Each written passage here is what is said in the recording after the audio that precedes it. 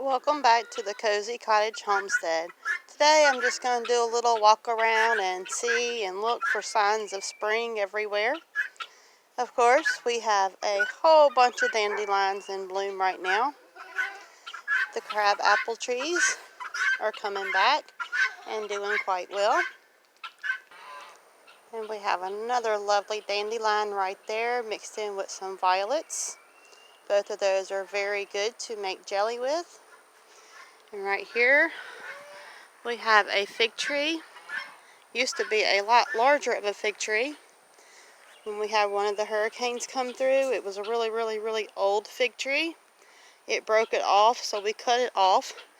And then all the new growth has just been going crazy. And since it's new growth, it doesn't produce as near as many figs as it used to produce. But we were able to propagate some of the younger limbs and start a couple of new fig trees. But we still may get a few figs off of this one.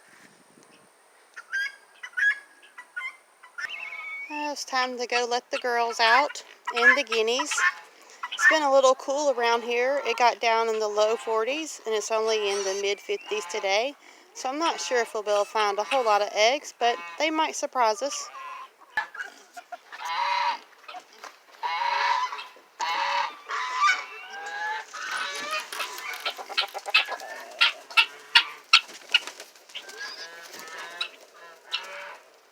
Okay, let's see. I see one on the ground right there.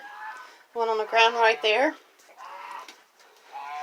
Got a mess in there. Well, we have one getting upset with us and one in there. So let me collect these eggs and see what we can get into next. That's pretty impressive for as cold as it's been. I think there is 2, 4, 6, 8 eggs still. Not too bad. So we've decided to see if the goose will hatch out these eggs. She has a nice little clutch of eggs going right here. But we're not very sure. This will be her first year. So we're just kind of leaving it alone and trying not to disturb it and see if she is wanting to hatch some eggs out. We definitely don't need any more eggs. We have tons of chicken eggs, guinea eggs, and duck eggs already. So we figured we didn't really have nothing to lose. Go ahead and give it a try and see what happens.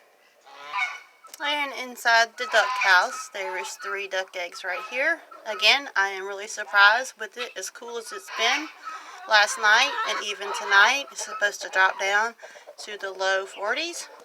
But hey, that's great. Still very impressive, as cool as it's been. These girls and these ducks have still been laying plenty of eggs. Such a blessing. And of course I had to come to the barn and check on the girls. All of the miniature Nubians and the one Nigerian. To make sure they're all doing okay. They seem to be enjoying this cool weather. I come out here because some of the ducks that don't stay in with the rest of the farm animals, the barnyard animals, whatever you want to call it, come out here and lay eggs in the girls' barn. So I always try to call myself looking around to see if there's any extra eggs hid out here. So that's what I'm doing over here, looking for some extra duck eggs. So now I made it over here to the compost bin. I have my kitchen scraps that I need to throw out. If I can do it with one hand. Probably not. Let me go ahead and do this little chore real quick and I'll get right back. Alright, so we got the coffee grounds dumped out and we got the little kitchen compost bucket dumped out. Let's go look around at some more plants and see how everything else is doing. So all of the potato drums are looking really good and doing really good. That's really about the only thing that's already started, and that is for a good reason, because when we have temperatures drop down through the 40s or lower, then it's a good possibility that it will kill your young tomato plants or bell pepper, etc. So I usually don't start none of that until Good Friday or the week after, depending on what's going on with our weather. Here's another one of the drums with the potatoes. And then we have one more little one down here. And then I have a couple more drums in a different part of the yard. but they all seem to be doing very, very good. Japanese plum tree is coming back and putting on a whole bunch of more new leaves and new growth. Very proud of it. It was very tiny. Now it's probably close to 10 foot tall, if not taller. The beautiful little hosta plants always tend to make it through the winter. Very happy that they didn't die. And then here's the other one. I had them planted by a little bench right here. Just a pretty little sitting area. And it has two pear trees planted on each side. So it makes kind of a shade. So I guess that's kind of what keeps them from getting completely dead during the winter. But as long as they're not out in the open, they usually tend to come back. So hosta is very good. Another one of those plants that's great to have on the homestead. A lot of different beneficial benefits, and also it is very edible. So I have this mystery plant that looks like it could be dandelion, but it's not dandelion. And I was just wondering if any of you know what it is. It could possibly be any kind of herb or plant, because I've planted all kinds of stuff all over this property. But it just popped up and made a beautiful plant. Maybe it's just a weed, I don't know. But as we know, weeds are actually herbs that are very beneficial, and medicinal. And I'm just wondering if any of y'all know what this is. If I can get really close so you can see what the little flowers. The flowers are tiny. See what they look like. I'm not really sure. It's a pretty plant. I hate to dig it up. It's in my carrot bed. And then after the carrots usually get finished, then I plant my pumpkins here, and then they grow all over the yard. But I really hate to pull it up, and it might just be nothing. I don't know. But the leaves most definitely remind me of dandelion leaves. Seems to be a little more tender than your dandelion leaves, but I don't know. Let me know in the comments below if you know what this is. I've tried to look it up several times and really haven't gotten much luck on what it possibly could be.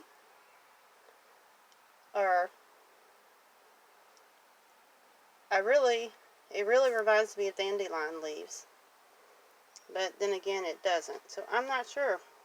So let me know if you know what this is. It'd be interesting to find out that I have something else native growing here on the property. Especially if it is medicinal.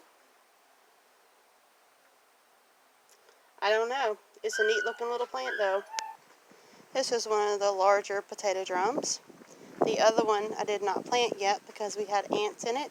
And now that the ants have been evacuated, that worked out fine. I'll be a month or so behind these potatoes, and that's good. So they'll all be coming in a little bit different. But they seem to be doing quite well. All of the blueberries have put on their little flowers, and now they are putting on little blueberries.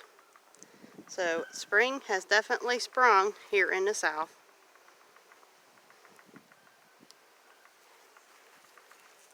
Little bitty tiny berries everywhere. Looks like a pretty good blueberry crop in the making. And we have some beautiful curly leaf mustard greens. This is the giant version. Beautiful, beautiful, beautiful. I love the curly ends on the curly mustard greens. And one of our big projects for this year was our 2 raised gardens using the cinder blocks. My husband done all of the work. He would not let me touch a brick because he knew I have not been feeling good and that I had been overdoing it. He did a really good job at getting it level. Now we just started filling it up with some natural resources. And then we have to get our compost, throw it all in here, and then get our garden soil. Turned out wonderful. And these are 12 by 4, basically, on the outside. And plus, you can use the little holes on the outside from the bricks for the smaller stuff that you might want to grow. They are 2 bricks high, so it gives us plenty of height, plenty of deep depth for the roots, and make it easier for me and him as we think of aging in mind, and a lot less of having to hoe rows the old-fashioned way. It just was almost impossible for us to keep up with last year. Our plan is to add probably 2 more of these beds, maybe even 6, depends on how we want to do the layout, to where our yard looks like a landscape that is for an edible landscape, so that we don't just have flower beds and grass growing everywhere, that we have actually edible raised beds where we can do our gardening from them. Our soil is very rocky, so we had to not use the soil that we use from our garden because of the rocks. You would not be able to start seeds in it. But so we had to pretty much just start from scratch. We lined cordboard in the bottom of the beds as a weed barrier and just to make more compost, and then put a lot of limbs and twigs and stuff like that, and then we'll put our compost on top, and then we'll put our garden soil on top of that. So it may not get complete this year. It may be done maybe for fall, but either way, we still have some other raised beds that we're going to be planting the rest of our seeds that we started in, our tomatoes and bell peppers and just the zucchini squash, yellow squash, the things that we're planting this year. And the sweet potatoes will be started pretty soon. We have a certain little area just for sweet potatoes. Those slips are fixing to get started. I don't like to start my slips too soon because for some reason I have a really good green thumb, and I'll have slips everywhere and I won't be able to put them in the ground just yet. So then I'll have slips all over the house. So I'm going to try to make myself wait and be patient to start it in a couple of weeks. But I am very excited about the progress. We got these 2 beds done, and it was hard for me not to help my husband because I'm always out here trying to do too much, but the Lord keeps telling me to slow down and take it easy. You're not the bionic woman. You have to take it easy so your body can get well. So that is amazing, and it's actually very humbling that my husband is right on board with me, and he wants to do whatever he can do to where we can get our homestead in order, in shape, just like we get our house in order. We get our homestead in order so that it is productive for us, so that we can grow our own food and live as healthy and happy as possible on our homestead, and create a haven and a homestead that we want to be here and that we enjoy, to where we don't have to feel like we need to go somewhere else to take a break from our life. This is our life, and it's also our haven, and it's also our livelihood, something we both enjoy doing. And just like everyone else, there are days where you just can't do everything. You just have to take it one day at a time. So I hope everyone else is having a really, really productive spring, that you're able to get in your raised beds, work on some of your projects. The weather's been beautiful here. It's a little cool today, but it makes a great day for working outdoors and getting some projects done. And I couldn't be more excited that it's finally warm enough to start hanging the clothes out on the clothesline again, and just switching over to that springtime, to where you can start getting outdoors more and enjoying the weather, because we know what's coming next. It's going to be nice for a little while, but here in the South, we pretty much just have 2 seasons, hot and cold. So when you have a nice, comfortable day, you got to get out there and enjoy it, because before you know it, it'll be gone. Well, thanks for joining me today and hanging out with me today and walking around the homestead, just seeing how things are doing, how things are growing. I hope everyone else is doing good. I hope to get back on track here before too much longer. Just want to go ahead and give a quick little video to let y'all know that I'm still here.